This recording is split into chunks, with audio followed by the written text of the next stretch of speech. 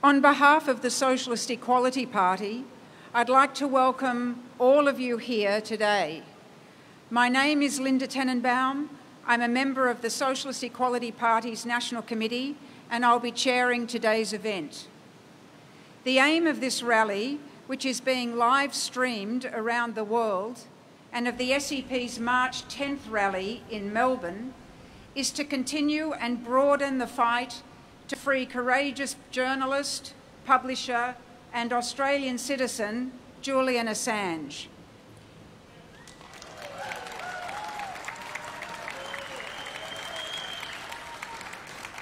Our speakers this afternoon will be SEP National Secretary James Cogan, Professor Stuart Rees from the University of Sydney, Joe Lauria, Editor-in-Chief of Consortium News, based in the United States, Oscar Grenfell, the National Convener of the International Youth and Students for Social Equality, and as our final speaker, journalist and filmmaker, acclaimed journalist and filmmaker, John Pilger.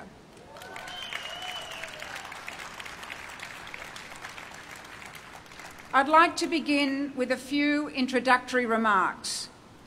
Julian Assange is a journalist who has put his life on the line to tell the truth to the world, to lift the veil of lies and deception and expose the violence, conspiracies and crimes committed by the US government and its allies, including Australia, above all through their brutal and ongoing neo-colonial wars of the past nearly 30 years.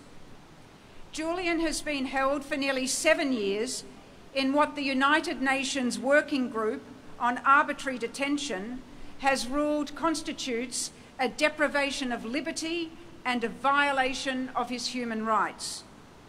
For much of the past year, and many of you will know this, while holed up in a tiny room in the Ecuadorian embassy in London, barred from any physical or social contact with the outside world, Julian has been denied even the right to communicate via telephone or internet.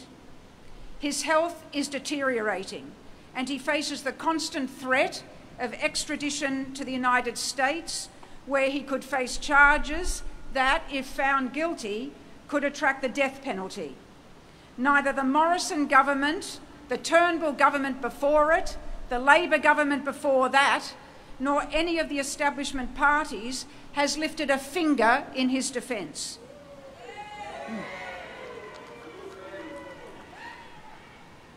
Just by virtue of attending this rally today, you have already taken a significant stand against the campaign of lies and slanders concocted to vilify Assange and blacken his name, along with the global wall of political and media censorship erected in order to deepen his isolation from his many millions of supporters and undermine his vital work.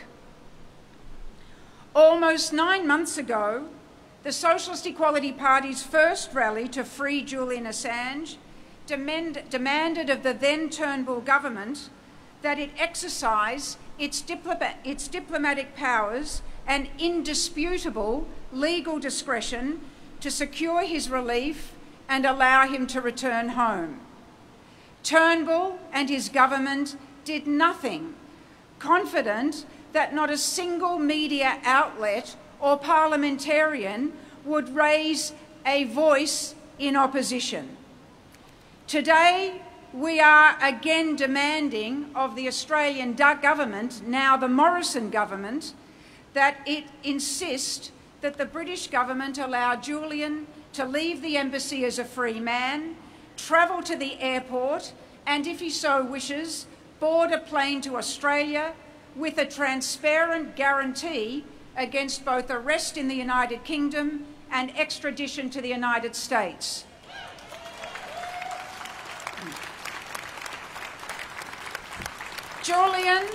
Julian has never been charged with any crime. He has an Australian passport. He is an Australian citizen, and as such, the Morrison government is duty-bound to defend his democratic rights and act to protect him from harm. And there are some notable precedents that I'd like to mention. 26-year-old Australian citizen David Hicks, for example, was arrested in Afghanistan in 2001 by US forces, falsely deemed a terrorist, then incarcerated in Guantanamo Bay for 5 years, where he was subjected to torture and solitary confinement. His father, Terry Hicks, conducted a powerful campaign to mobilise David's many supporters across the country and in the US, who were outraged at his treatment and the Howard government's filthy collaboration with Washington. It was this pressure from below that eventually forced David's release, just prior to the 2007 federal election. David's conviction on terror charges at Guantanamo Bay, at a Guantanamo Bay show trial, was later formally rescinded. Terry Hicks, his father, has written an endorsement of this rally, drawing important lessons from his own traumatic experience. He writes, "If Julian was a famous sports person and the government thought they could use him to promote their own international image, they would be bending over backwards to secure his release. But because they can't use him in this way and they follow whatever the US demands, they refuse to act." Terry continues, "You might get support from some high-profile people, but the fight to gain Julian's freedom depends on ordinary people speaking out. You will win them if you explain the basic issues at stake, such as freedom of speech, freedom of the press, and democratic rights, and you'll be respected for your determination and your honesty. Always remember," he advises, "that the story constantly alters for those who lie. But if you're telling the truth, then nothing changes, and the real story will eventually come out."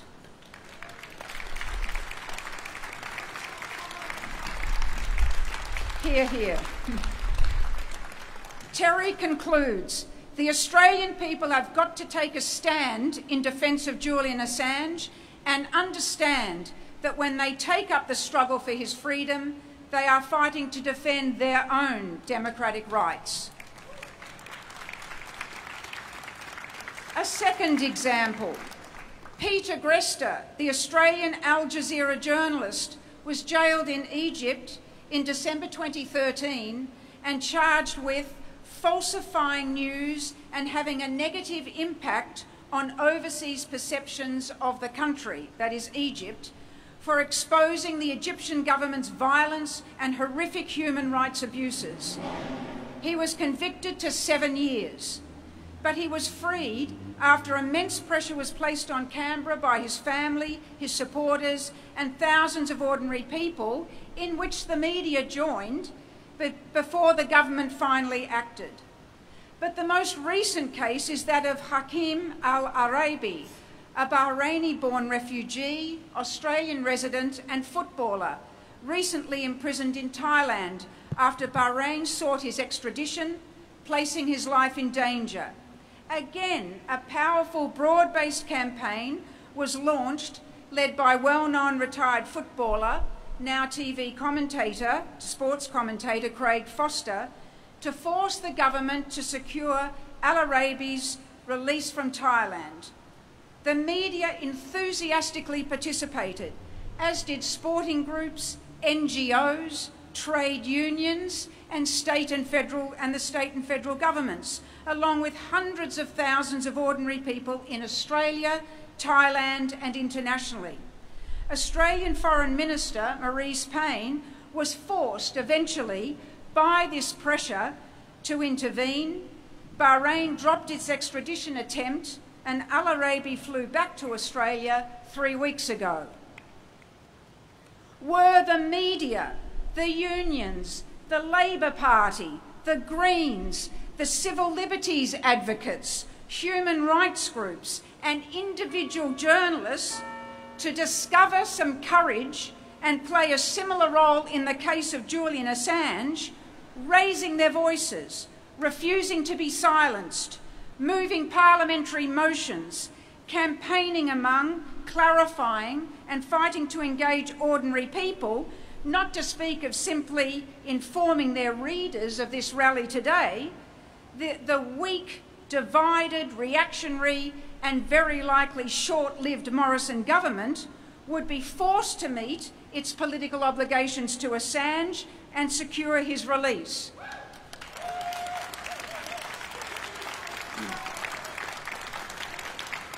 Instead, there is, yet again, total silence, total blanket censorship.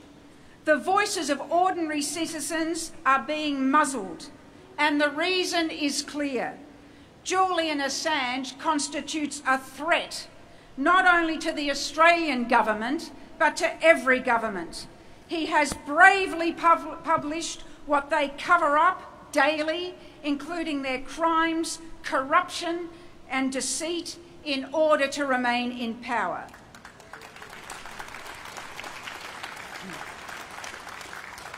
The critical issue here is what is to be done.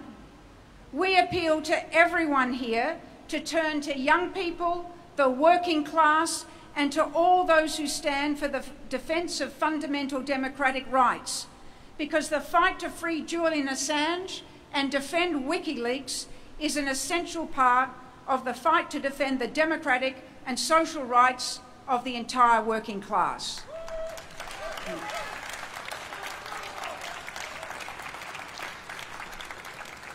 Our first speaker today is James Cogan, the National Secretary of the Socialist Equality Party. James has played the key role in the preparation and organisation of this rally. He will be known to many of you and to hundreds of thousands, if not millions, around the world as the author of scores of penetrating World Socialist website articles, analyses and comments on Julian Assange and WikiLeaks. James also writes regularly for the World Socialist website on Australian political issues, especially the Australia-US alliance, the US-led wars in the Middle East and their implications for the working class. He has spoken at several meetings that have been widely viewed on YouTube. Please give him a very warm welcome. Well, I want to add my thanks first of all to all of those who have rallied today and to all of those who are taking part via the Facebook live stream, which I believe is also going out via Unity for J, as well as tweeting comments and support. As Linda has stated, this demonstration, like the demonstration we held last year, is demanding that the Australian government intervene and exercise the full weight of its diplomatic power and legal discretion to compel the government of Great Britain to immediately cease arbitrarily detaining WikiLeaks publisher and Australian citizen Julian Assange. If Julian was not threatened with arrest by British authorities and the very real danger that British courts would sanction his extradition to the United States to face a show trial on charges of espionage or conspiracy, he could leave the embassy now and return to Australia if he chose to do so.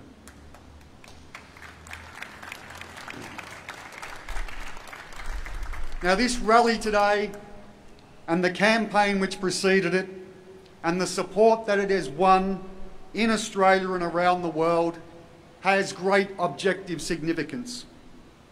It reflects two interconnected processes that are transforming the world situation and which can win the freedom of Julian Assange. Firstly, it reflects the reality that the working class, after decades in which it has been suppressed, is beginning to come forward in a massive resurgence of the international class struggle.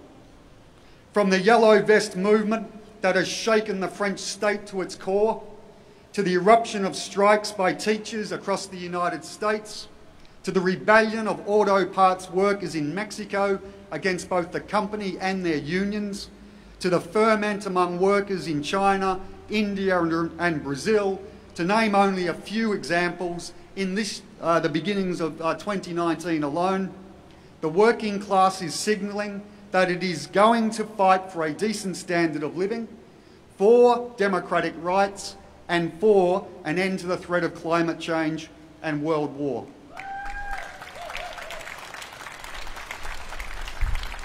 Secondly, the support that this rally has won from a truly impressive group of journalists, artists and academics signifies that the best elements in society are once again turning to the working class as the great social force for revolutionary change.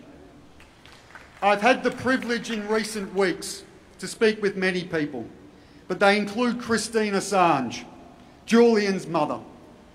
She cannot be here today, but she is here in political solidarity. Christine wanted me to convey her thanks to you all, to all those who are standing up and fighting not only for the liberty of her son, but for all our democratic rights.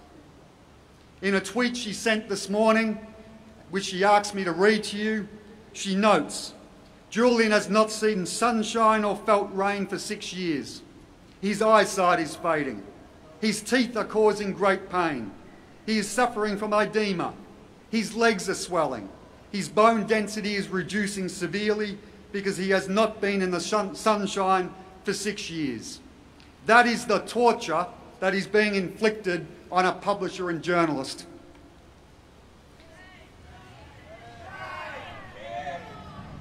Now we thank figures like John Pilger, the courageous fighter Terry Hicks, singer-songwriter Roger Waters, Professor Stuart Rees, journalist Joe Lauria, Elizabeth Voss and Kathy Vaughan of Unity for J, filmmaker Curtis Levy, and the many, many others who have given the most active support and endorsement to this rally.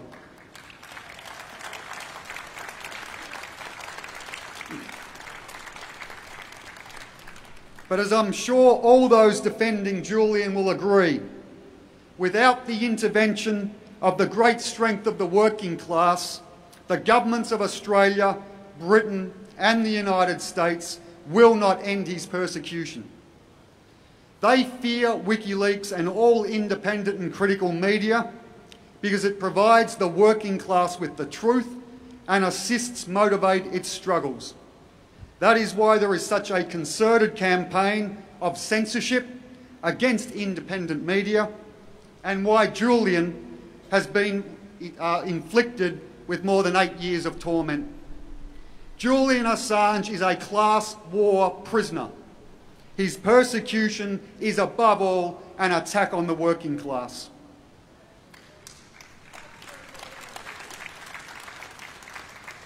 The Trotskyist movement, the World Socialist website and the SEP is committed to mobilising the working class in defence of not only Julian, but all democratic rights and persecuted individuals as an essential component of the struggle to achieve genuine social equality and end the danger of war. It is through that movement that Julian will be freed. That is how censorship will be defeated, and that is how the social rights of the working class will be won. Now at this rally, we reject all of the attacks that are used by those who have abandoned the defence of Assange to justify their position. I'm not going to name those organisations and individuals. They are not worth mentioning. We know who they are, and they know who they are. We reject the totally discredited slander levelled against Julian by Swedish prosecutors in 2010 that he was under, quote, suspicion for sexual crimes. These allegations were nothing more than a frame-up, an attempt to undermine WikiLeaks and have Julian detained so that he could be rendered to the United States. Julian did not commit any crime. He has never been charged with any crime.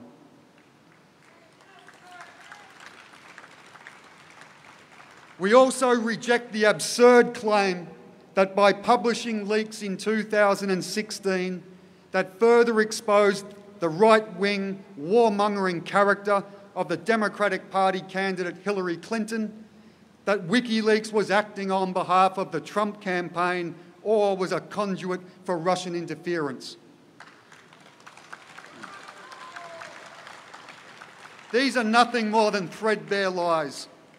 Those who repeat them cannot provide a shred of evidence except the so-called assessment of the US intelligence agencies who were responsible for the fabrications about weapons of mass destruction in 2002 and 2003, and numerous other state campaigns of lies and conspiracies.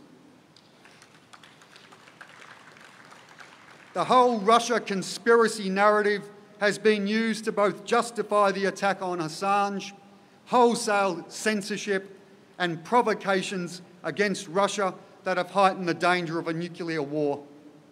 While the Democrats go on and on about Trump and Russia, they collaborate with Trump to hand tax cuts to the rich, prepare a regime change war against Venezuela, and persecute immigrants and refugees. WikiLeaks published the truth. The day is going to come when Julian is freed and he will return to this country and be given a hero's welcome.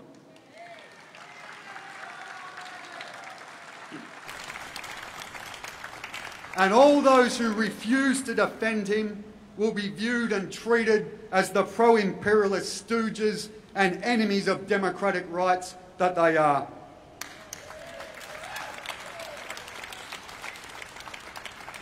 Now, we have no illusion that the Australian government is simply going to voluntarily act on Julian's behalf. Successive Labor and Liberal National Coalition governments have refused to defend Assange because of the military alliance that the Australian ruling elite maintains with US imperialism. An alliance that has seen Australia send troops to brutal neo-colonial wars from Vietnam to Afghanistan to Iraq, and since 2010 place itself on the front line of a growing strategic competition with China that threatens to result in an all-out war in the Indo-Pacific. Now, testimony was given to the American Congress last week that makes clear that the head of the American government, Donald Trump, is nothing more than a criminal and a gangster who belongs in a prison cell. Trump personifies, though, the criminality of the entire American ruling elite.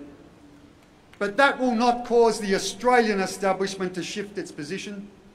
As the servants of the Australian corporate oligarchs, Labor and the Coalition consider the US alliance to be more important than the rights and even the lives of Australian citizens. Let us recall that the Australian establishment collaborated with Washington to oust a democratically elected government in 1975 and in 2010 to oust an elected Prime Minister to ensure that American imperialist interests in this country were protected. We know the circumstances leading up to the removal of Kevin Rudd in 2010 because of the diplomatic cables published by WikiLeaks.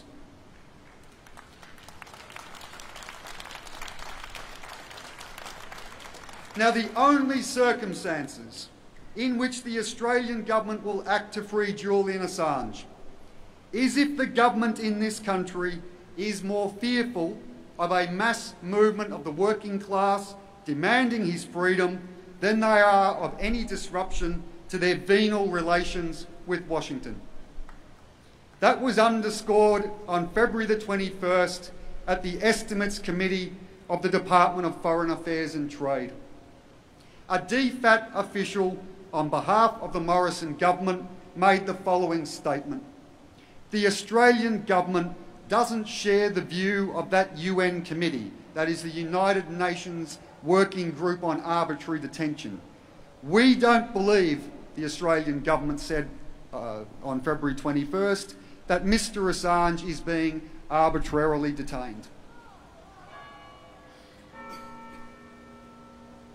The Australian government appears to believe that it can get away with asserting Julian Assange is sitting in the Ecuadorian embassy in London, deprived of sunlight and medical care out of some sort of personal choice. The United Nations Working Group, that is the top legal experts of the UN, disagree. It stated clearly and firmly in the ruling it adopted on December the 4th, 2015, and which it published on February the 6th, 2016, and reissued, re-stressed last December. To quote briefly from that ruling, it read, "The working group considered that Mr. Assange has been subjected to different forms of deprivation of liberty. The working group therefore requested Sweden and the United Kingdom to assess the situation of Mr. Assange, to ensure his safety and physical integrity, and to facilitate the exercise of his right to freedom of movement in an expedient manner. The Australian government makes great play around the world of its purported commitment to international law, but it flagrantly ignores an international legal ruling concerning Julian Assange. Now, the Socialist Equality Party is going to make the persecution of Assange a major issue in the upcoming Australian election.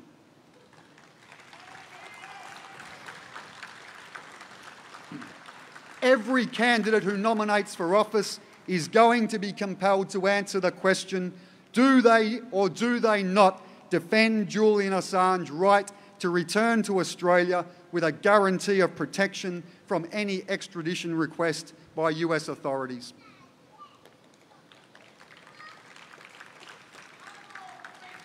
The most important issue, however, is the work we collectively do to bring the working class into this struggle.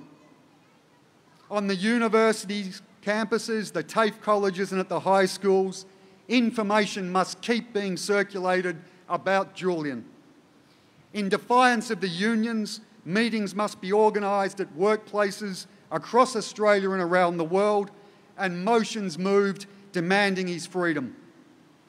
Such motions were moved by teachers at a high school in Melbourne and by the independent committee representing brutally exploited tea plantation workers in Sri Lanka.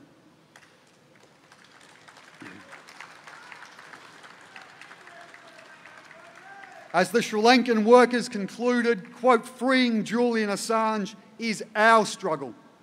We call for it to become the struggle of workers all over the world. Their initiative is the model for workers in every country and across Australia. Journalists and media workers have a particular role to play. In Australia, the SEP urges media workers to throw off the shackles of the Media, Entertainment and Arts Alliance, who have refused to say a word in defence of Julian, and raise your voices in defence of a persecuted publisher. We will be going forward from this rally and the important work that we have conducted to build it with tremendous optimism and tremendous confidence. Those of us here today and listening online represent the beginnings of a mass campaign. We are sending a clear message to Julian today, and he will hear it. You are not alone, you have not been abandoned, you have not been forgotten, and you will be freed. Thank you.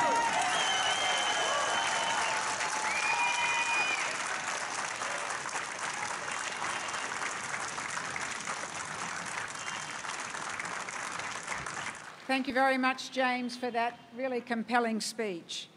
The next speaker is Emeritus Professor Stuart Rees from the University of Sydney. Professor Rees has taught at leading universities in the United Kingdom, Canada, the United States, Hong Kong and Japan, particularly in the areas of peace and social justice. In November 2018, Professor Rees was awarded the inaugural Jerusalem Al-Quds Peace Prize in recognition of, quote, his persistent and courageous advocacy for the human rights of all Palestinians living in Gaza, the West Bank, Israel, the refugee camps, and the Palestinian diaspora generally.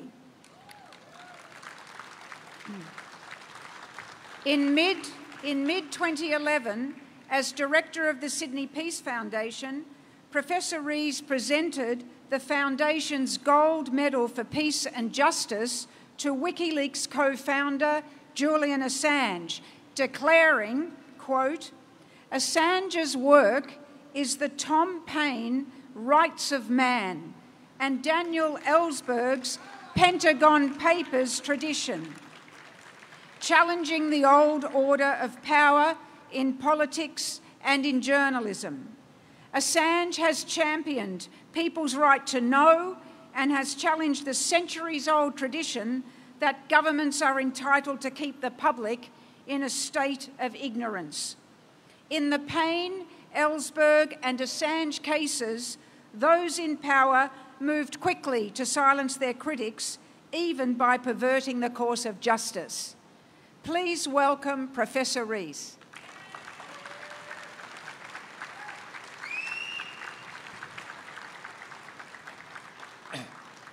Thank you very much, Linda.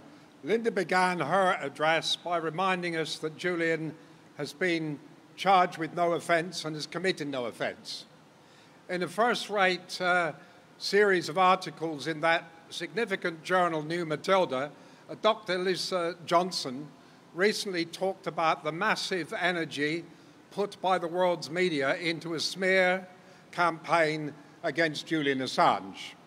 And for that reason, I want to address this issue about his freedom, not as a legal consideration, but rather as a cultural one.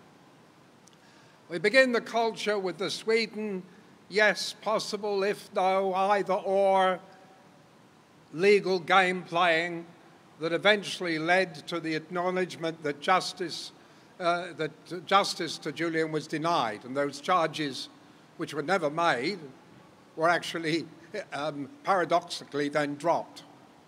So much for the Swedish culture. But then we come to the British culture, that culture of arrogance that we've always known, that the British have always known what justice means. The British justice can't be questioned.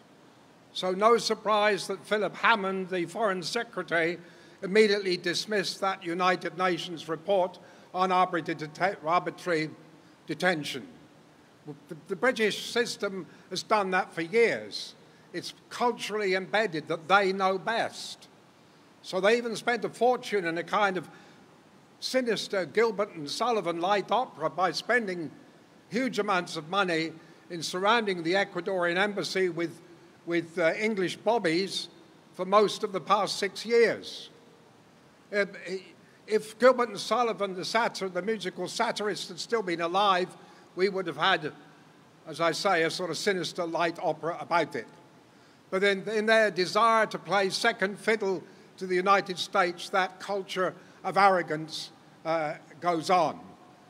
Australia used to call it the mother country, and there's a bit of that still in the Canberra DNA that still wants to be subservient to whatever wisdom comes out of Westminster.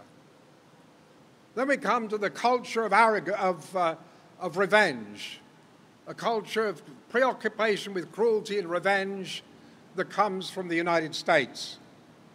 You may recall that when the controversy about Julian first started, a Republican senator from New York, King, said that, why doesn't somebody take a gun and shoot the son of a bitch?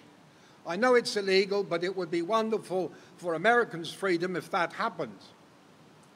Somebody else said that why don't we take a drone to him? That was the Secretary of State, Hillary Clinton. Then there was an evangelical, somehow beware the evangelicals, contender for the White House, Mike Huckabee, father of the current press secretary, who said that execution of Julian wouldn't be good enough for him.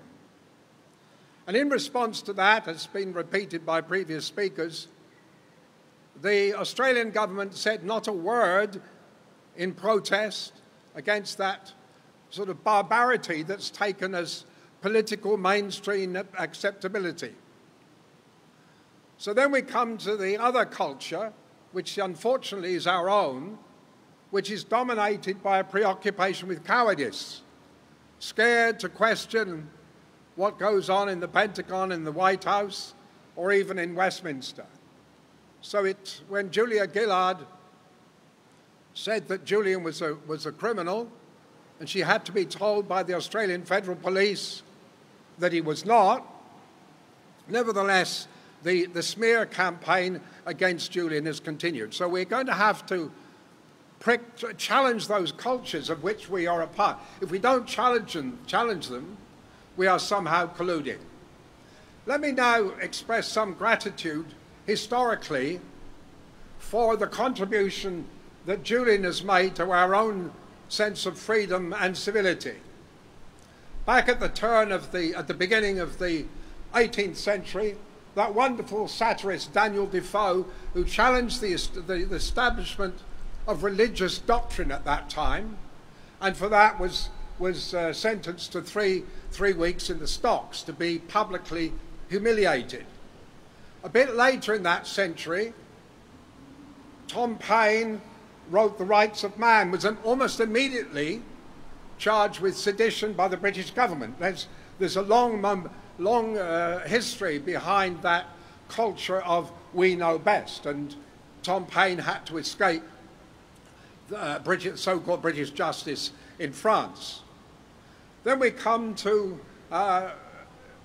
Daniel Ellsberg and his revelations about the conduct of the Vietnam War, that massive commitment of military brutality in which Australia colluded. And following that whistleblowing by Daniel Ellsberg, Chelsea Manning witnesses as an intelligence officer the barbarities that were going on as part of Western civilization, in particular in Iraq. And then, completely offended by the surveillance society that is the United States of America, and we love it as well, because if you look at the anti-terror laws here, you'd think there was a camera outside every street. Then we come to Edward Snowden. What a contribution he's made, at least to the public awareness of the American people, if only they would wake up and listen. And Julian, of course, comes in that long tradition of whistleblowers. And it shouldn't take two German MPs to go to Britain and to tell the British government, and by inference tell the Australian government, that this man, this Julian Assange, is a significant international citizen who has made a stand for truth-telling.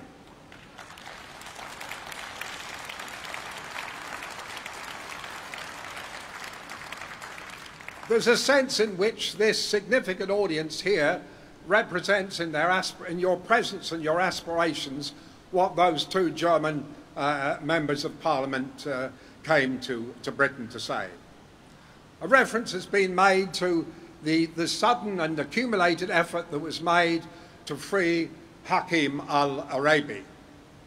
And in a way, there's a great deal of common ground, because Hakim was likely to be sent back to a country whose civil rights record is non-existent.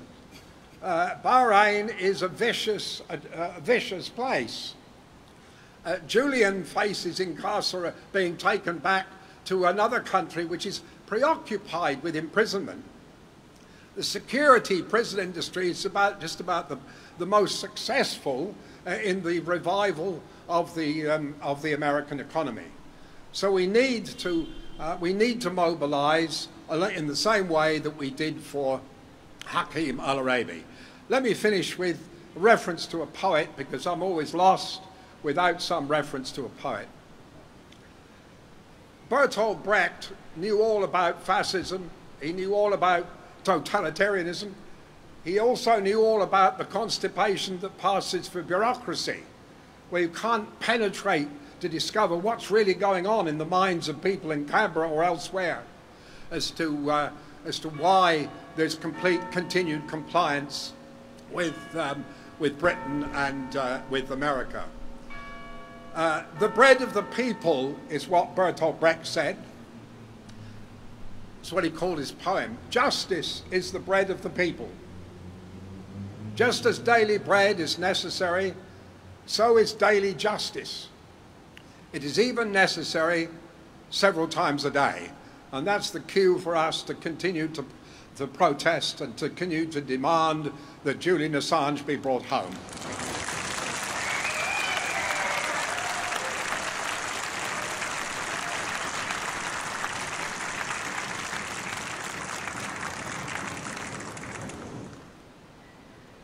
Thank you very much for that. Our third speaker is Joe Lauria, Editor-in-Chief of Consortium News, an anti-war, anti-imperialist website based in the United States, which, like the World Socialist website, is one of those most affected by Google's censorship of the internet. Joe is currently the chair of Unity 4J, which conducts a weekly online vigil dedicated to the fight to free Julian Assange. He has just flown in from India to address this rally today, for which we extend our warm appreciation. Please welcome him.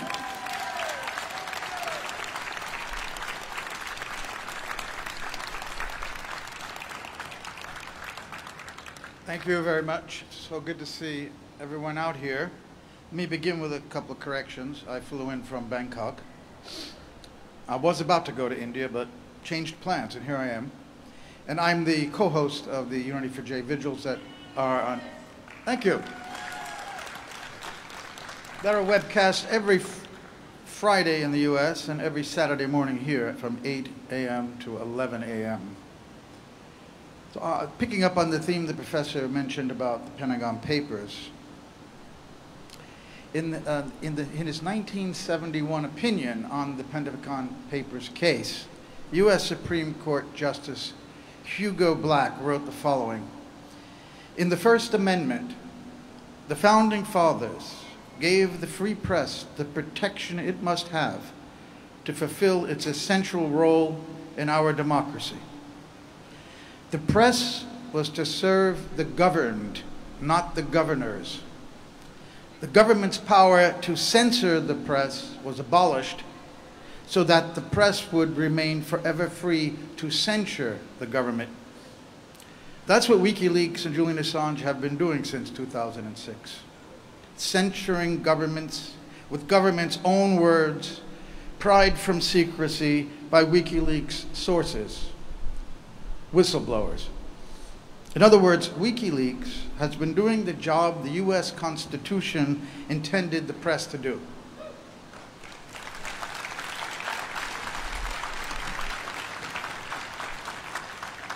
One could hardly imagine today anyone sitting on the US Supreme Court writing such an opinion. But even more troubling is the news media having turned its back on its mission, the mission laid out by that Supreme Court justice. Today, they almost always serve the governors, not the governed. The question is why? Why is the media doing this? The consolidation of media ownership has increased obedience of desperate journalists. Entertainment divisions have taken over news departments, and careerist reporters live vicariously through the power of those they cover, rejecting the press's unique power to hold those officials to account. It comes down ultimately to lifestyles. Men go to war to protect and extend their lifestyles. The press cheers them on for residual material betterment and increase in status. Millions of lives erased for lifestyles. It used to be accepted, for instance, in television news, that news departments would lose money and they would be supported by the entertainment division. It was that way because back then news was considered a public service. They could carry a loss in the news division because it was an important, essential service for the public. TV newsmen in those days, they were almost all men in those days, of course, were former wire service and newspaper reporters. But greed has put the personalities of presenters before public service, as entertainment masquerades as news. Newspapers have sacrificed investigative units to maximize profit. Government is the winner. The abdication of the mainstream media of their constitutional responsibility to serve the governed and not the governors has left a void filled for more than a decade by WikiLeaks. No longer do today's Daniel Ellsberg need to take their chances with editors at the New York Times or the Washington Post, or with their reporters spinning the damning information that they risk their freedom to get to the public, no matter how disinterested and distracted the public may be. Now the traditional media can be bypassed. WikiLeaks deals in the raw material that, when revealed, governments hang themselves with. That's why they want Assange's head. They lust for revenge, as the professor mentioned, and to stop further leaks that threaten their grip on power. That the corporate media has turned on Assange and WikiLeaks reveals their service to the state and how much they prioritize their style of life, disregarding the carnage they help bring about. In that Pentagon Papers decision, the majority of the court ruled that the First Amendment of the US Constitution prohibited the government from exercising prior restraint or censorship on the media before publication of classified information. But the majority of the court in that ruling also said the government could prosecute journalists after publication of classified material. Indeed, the US Espionage Act, which has withstood First Amendment challenges, criminalizes a publisher's or journalist's mere possession as well as dissemination of classified material. A 1961 amendment to the Act extended US jurisdiction across the world. Assange is threatened by that act. But US administrations have been reluctant to take the step of post-publication prosecution. Nixon, for example, did not prosecute Senator Mike Grenfell, who was constitutionally protected when he read the papers into the congressional record after Ellsberg had given them to him. But Grenfell could have been prosecuted for publishing the papers as a book, but Nixon never took that step. Barack Obama decided to back off Assange when it was plain the New York Times and other corporate media would be as liable as Assange and WikiLeaks for publishing classified information. However, the virulently anti-media Trump administration may take that step if Assange is arrested. From their point of view, it's easy to understand why the US wants to crush Assange. But what is Australia's excuse? Why is it fighting America's battles? Why is the Australian mainstream media also turned against Assange after an election held in the United States, not here? What has happened to Australia's sovereignty?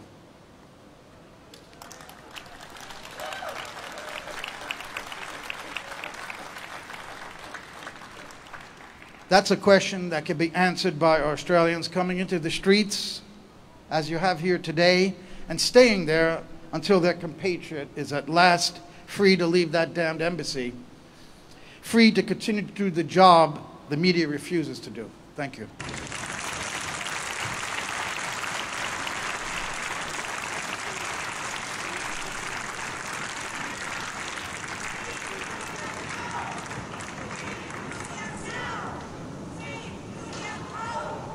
Thank you, Joe, very much, and sorry about the reference to India. Our next speaker is Oscar Grenfell. Oscar is the national convener of the Socialist Equality Party's youth movement, the International Youth and Students for Social Equality, the IYSSE. Oscar and the IYSSE have played a pivotal role in the defence of Julian Assange and specifically in the building of this rally. Our IYSSE campus clubs around the country have held numerous speak-outs, meetings and discussions with thousands of students explaining the significance of Julian Assange's exposure of war crimes and state intrigues, his implacable commitment to democratic rights, and its immense relevance to the lives of this generation of young people. Please give your warmest welcome to Oscar Grenfell.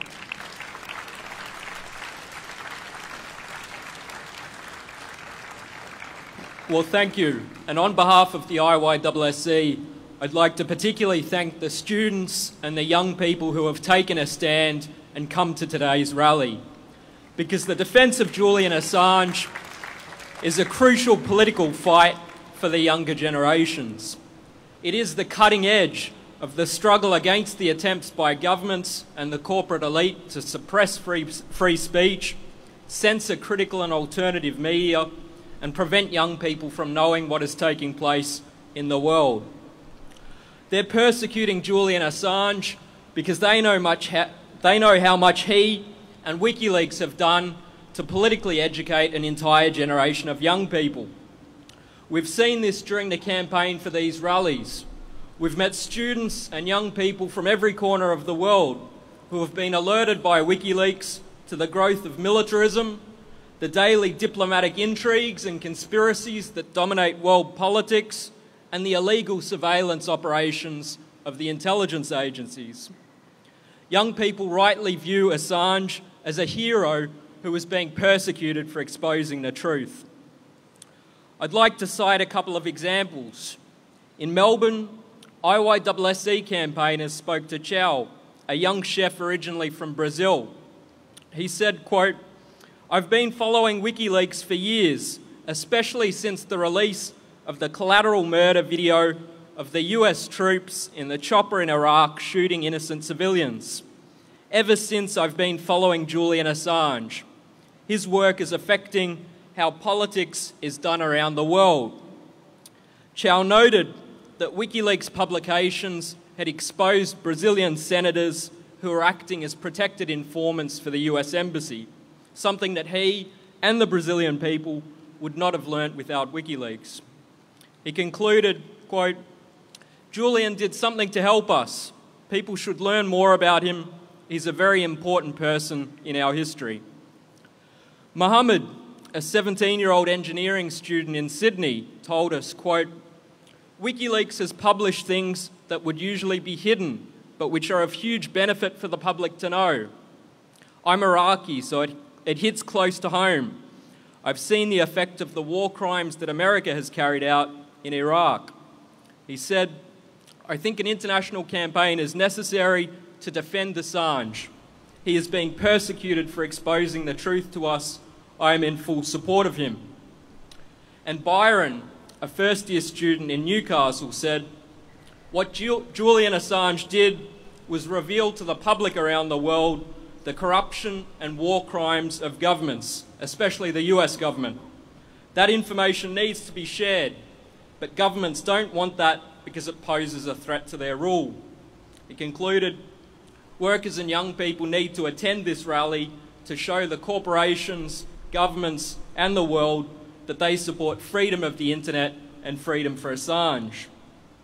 Now, these sentiments stand as an indictment of the Labor and coalition governments that have collaborated in the US-led vendetta against Assange. It must be noted that we have met many young people who know very little about Assange or who have not heard of him at all. It should be remembered that an 18-year-old today was just 10 years old in 2010 when WikiLeaks published the US Army's Iraq and Afghan war logs and hundreds of thousands of diplomatic cables. They were only 12 years old when Assange was forced to seek asylum in Ecuador's London embassy. Now, definite political forces are responsible for depriving young people of any knowledge of Julian Assange's plight. In 2010, the Australian media executives of a number of publications issued an open letter to the Gillard Labor government demanding that it end its support for the US-led attacks on WikiLeaks and defend Assange as a journalist and Australian citizen. The following year, Assange received a Walkley Award for Most Outstanding Contribution to Journalism. But what has the Australian media done since? They've lined up with the campaign against Assange, repeating the lies and slanders concocted by the CIA and doing nothing to defend a persecuted colleague. But it's not just the media and the journalistic fraternity that has covered itself in shame.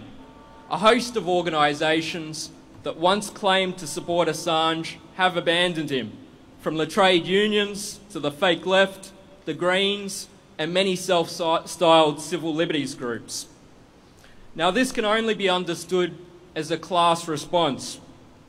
The revolutions in Egypt and Tunisia in 2011 were a key turning point. These organisations, speaking for affluent layers of the upper middle class, watched the social upheavals in those two countries, provoked in part by WikiLeaks publications with fear and horror. Exposures of war crimes overseen by the right-wing governments of George Bush in the United States and John Howard in Australia were one thing, but the ongoing publication of leaked documents revealing the daily criminality of official politics and propelling masses of workers and young people into struggle was quite another. The representatives of the upper middle class saw in this an existential threat to the social order upon which their wealth and privileges are based. They responded accordingly, throwing Assange to the wolves and dispensing with the opposition to war that they once professed. They, no less than the ruling elites, want an end to the WikiLeaks model. That is, truthful and honest journalism conducted outside the control of the corporations and the official political and media institutions. But while these organisations have made their peace with imperialist war and repression, workers and young people everywhere are entering into mass struggles against militarism, inequality and dictatorship. This is the key constituency for the defence of Julian Assange and all democratic rights. Over the coming months, the IYSSE will do everything it can to take forward this crucial fight to build the mass movement that will secure Julian Assange's freedom. Thank you very much.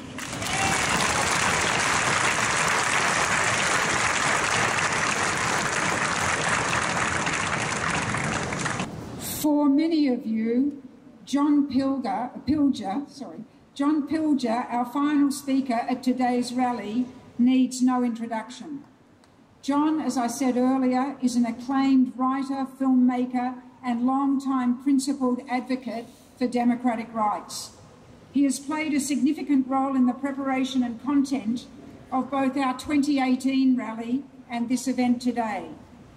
Last year, he delivered our rally's final speech, a powerful and enduring indictment of the Turnbull government and of the media, especially the Australian Broadcasting Corporation, the ABC, and its cloying, unprincipled and deceitful journalism in relation to Julian Assange, for which John coined a new and damning phrase, Vichy journalism.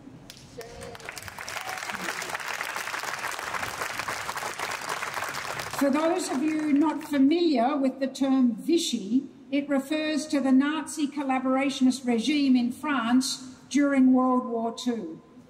We are especially pleased to have John on our platform again as our final speaker, and we'd like you to convey to him your appreciation.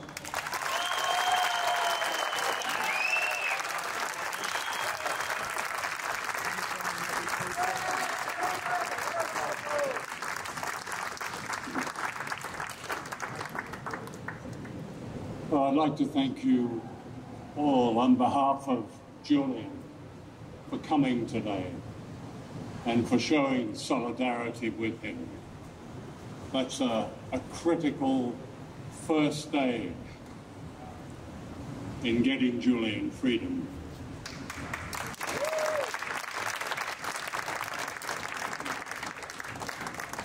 Whenever I visit Julian, we meet in a room he knows too well. There is a bare table and pictures of Ecuador on the walls. There's a bookcase where the books never change. The curtains are always drawn and there's no natural light. The air is still and fetid.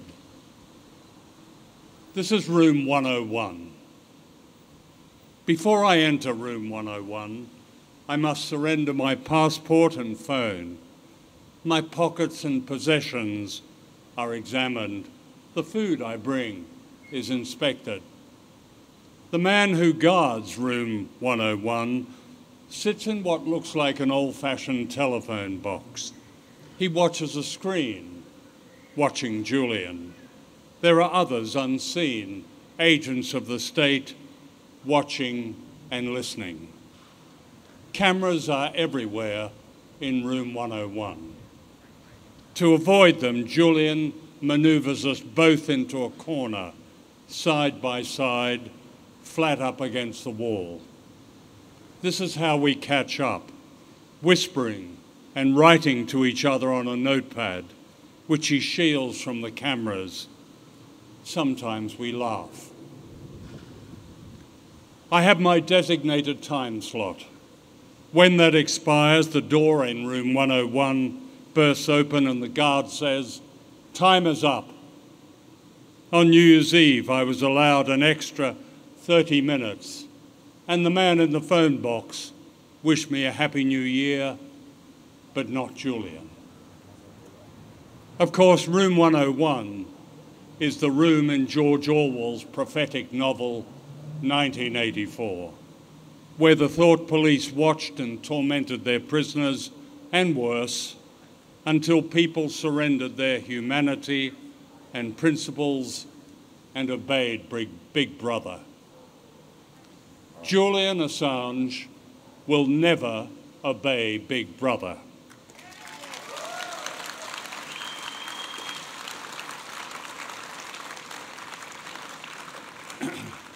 That's the difference. His resilience and courage, which I have seen over the past 9, 10 years, including his long detention, are nothing less than astonishing. Julian is a distinguished Australian, a political refugee who, as my colleagues, previous speakers have emphasised, has committed no crime, yet he is subject to what the United Nations has called arbitrary detention. Under international law, he has the right of free passage to freedom, but this is denied. He has the right to medical treatment without fear of arrest, but this is denied. He has the right to compensation, but this is denied. His crime has been to make sense of dark times by publishing the truth about the duplicity of governments that claim to be democratic. WikiLeaks, of which, as you know, Julian is the founder and editor-in-chief, is real journalism, of which any true democracy should be proud.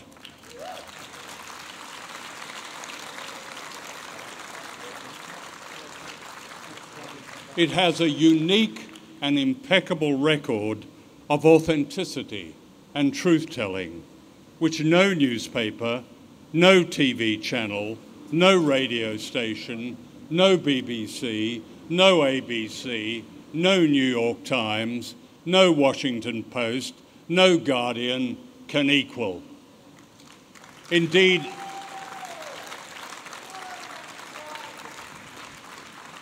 it shames them all, and that is why he is being punished. Let me remind you of these achievements.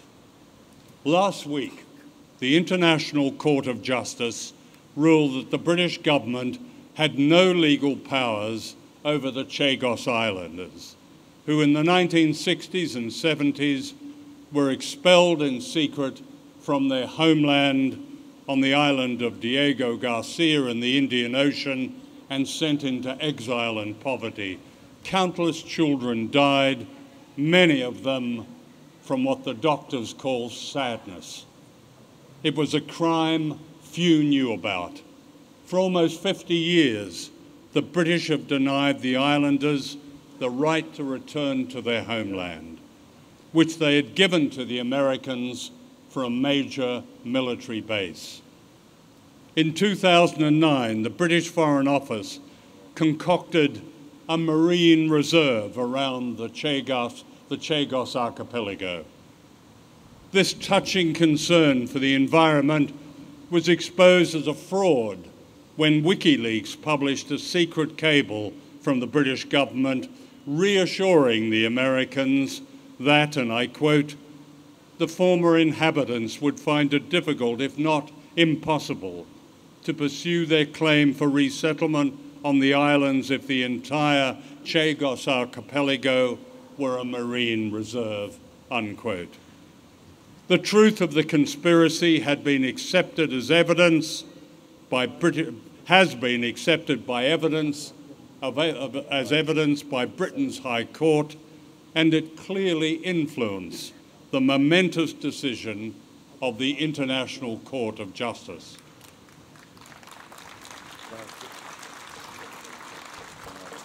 WikiLeaks has revealed how the United States spies on its allies, how the CIA can watch you through your iPhone, how presidential candidate Hillary Clinton took vast sums of money from Wall Street for secret speeches that reassured the bankers that if she was elected, she would be their friend. In 2016, WikiLeaks revealed a direct connection between Clinton and organised jihadism in the Middle East. Terrorists, in other words. One email sent in 2014 disclosed that when Clinton was US Secretary of State, she knew that Saudi Arabia and Qatar were funding Islamic State, yet she accepted huge donations for her Clinton Foundation from both governments. She then approved the world's biggest ever arms sale to her Saudi benefactors, arms that are currently being used against the stricken people of Yemen. WikiLeaks has also published more than 800,000 files from Russia, including from inside the Kremlin, telling us more about the machinations of power in Russia than all the specious hysterics in Washington known as Russiagate.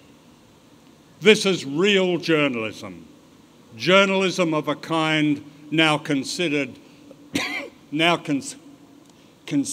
exotic, the antithesis of Vichy journalism, which speaks for the enemy of the people. The Vichy government, as you've just been reminded, occupied France on behalf of the Nazis.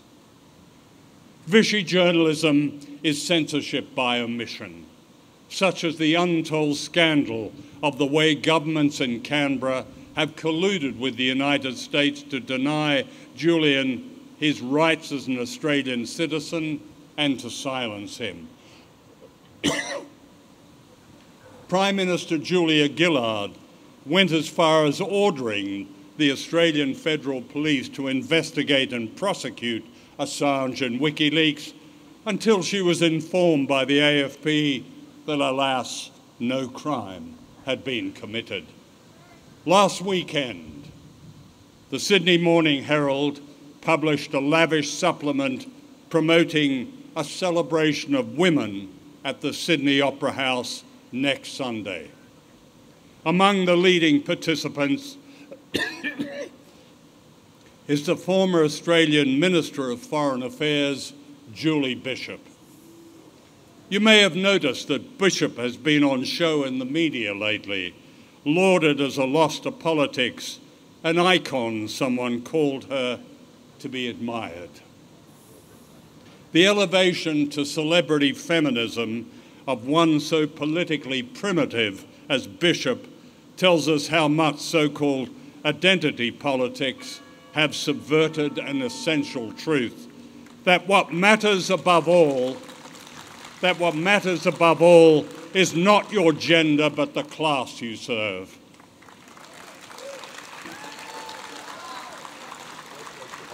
Before she entered politics, Julie Bishop was a lawyer who served the notorious asbestos miner James Hardy, who fought claims by men and their families dying horribly with black lung disease.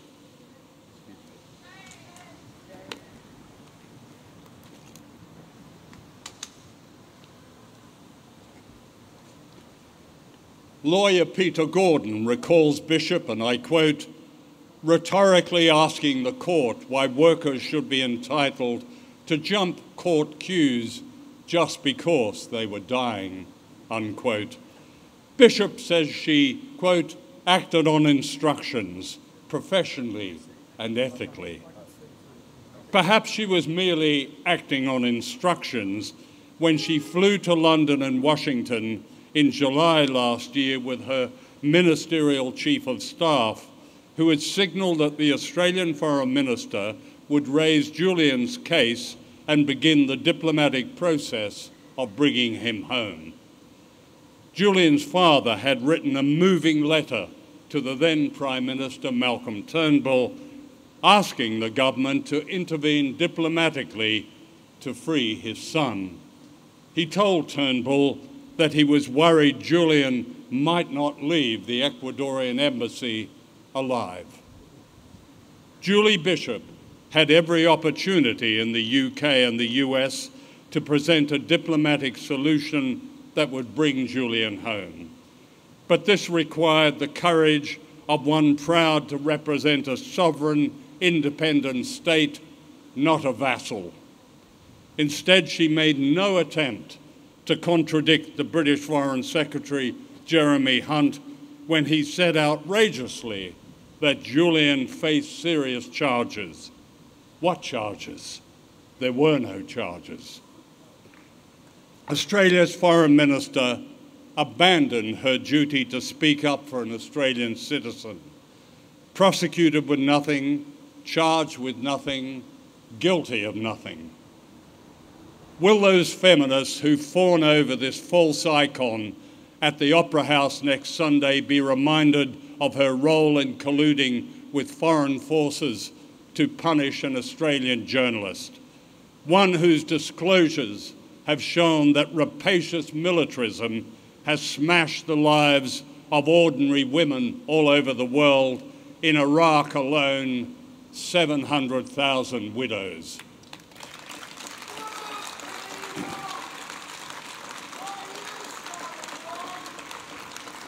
So what can be done? I urge you to build a campaign to demand that the Australian government fulfills its obligations to its citizens and uses its diplomatic authority to bring Julian home. A government that was prepared to act in response to a public campaign to rescue the refugee football player Hakim al-Arabi from torture and persecution in Bahrain is capable of bringing Julian Assange home.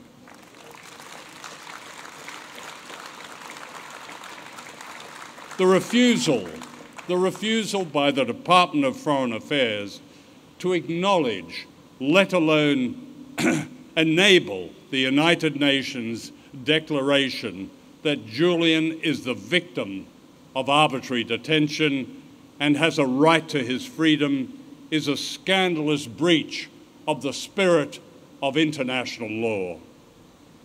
DFAT's cynical silence is no less than shameful and not the behaviour of a democracy.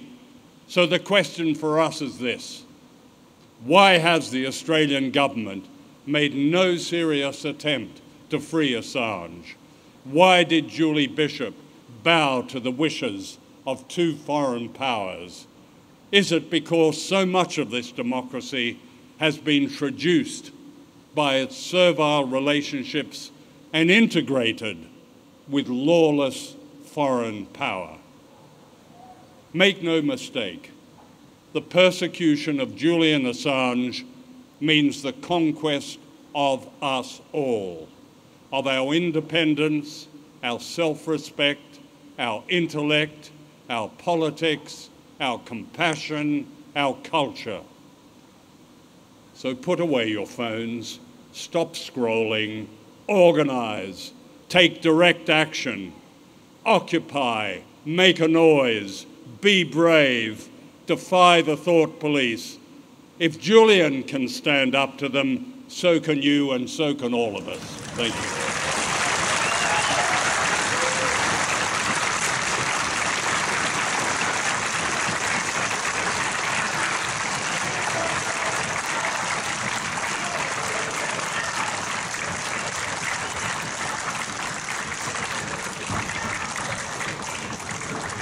Thank you once again, John, for such a wonderful speech and for relaying to us the actual character of the circumstances in which Julian Assange is living every day, every morning, every night.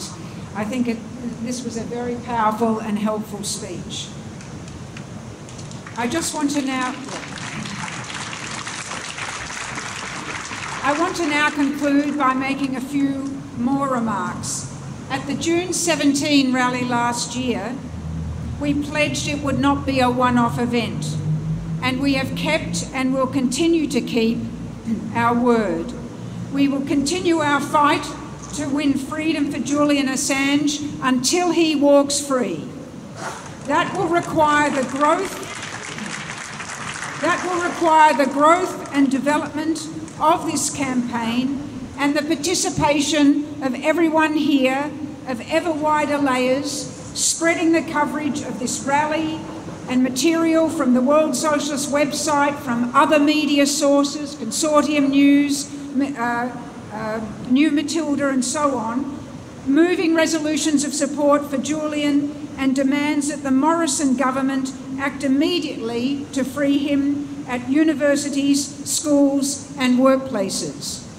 We also urge you to join the SEP's campaign in the 2019 federal election, which will place the fight to free Julian Assange at its very centre, as James has raised.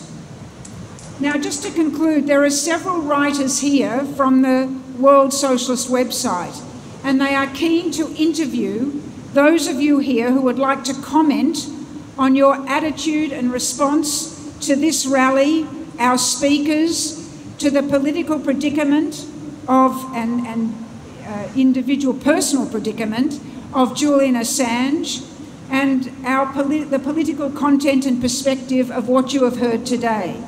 If you would like to be interviewed and photographed, even videoed with a video interview or just a written interview, please make your way to the front here behind me. It would be really helpful for people outside of this rally who are watching online to hear what you have to say about this experience and what you intend to do coming out of this rally. Finally, I urge everyone here to donate to the Socialist Equality Party's ongoing and developing campaign to free Julian Assange. We urgently need funds to finance both this and further events and the considerable expenses associated with them. We have here today high quality, free Julian Assange t-shirts available for $15 at the tent just over there. And we also have a new pamphlet that contains many of the articles and analyses written during the past 9 months on WikiLeaks and Assange. This pamphlet supplements the pamphlet we produced in 2018 for our rally then. The cost is $5 for one pamphlet or $8 for both. There is also a great deal of other literature available at the tent, socialist literature, and we accept cash, cheques and credit card payments for any donations or purchases. Finally, I want to extend our warmest thanks to all of you for participating in this powerful event. Please remember that the SEP will be holding another rally next Sunday, March 10 in Melbourne, so please inform any friends, relatives, colleagues who are in Melbourne to please contact them to let them know and urge them to attend. At the end of that rally, we will hand the baton to our counterparts in London, who will be starting a vigil organised by the Julian Assange Defence Committee just as our rally ends. Emmy Butlin, a spokeswoman for the committee, Julian Assange Defence Committee in London, said, and I quote, "We cannot stand by and witness Julian Assange's ordeal unmoved. We are grateful for the rallies in his homeland and inspired by them. And we shall pick up the baton as they finish their action, and we shall start a solidarity vigil outside the Ecuadorian embassy on Sunday, March 10, between 3 and 5 p.m.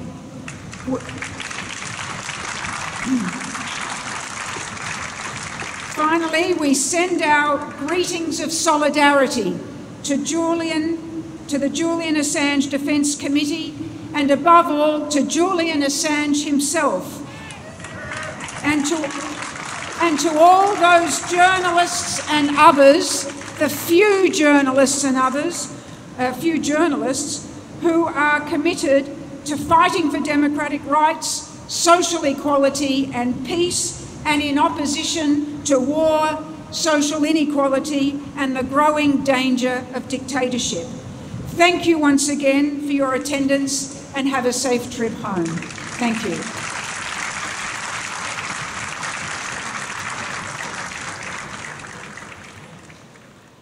Authorised by James Cogan for the Socialist Equality Party, Suite 906, 185 Elizabeth Street, Sydney, New South Wales 2000.